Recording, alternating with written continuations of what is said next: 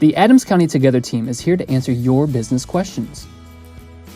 The sanitation process that we've taken video consultations with our clients before they come in. So there's less talking, less physical interaction before our appointment. The drive up by appointment process where we'll be taking temperature of the client at the car with the air conditioner and heater off.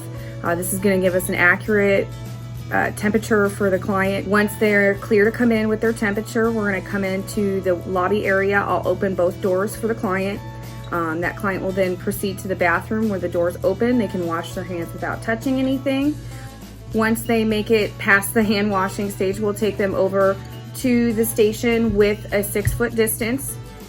Everybody will be at least 10 feet from each other. Once we get the client seated, we will then use a one-time use cape and apron for ourselves or protective covering that will be removable between clients. Once that client is done with the service, we will leave the area, wash our hands, clean any utensils or tools.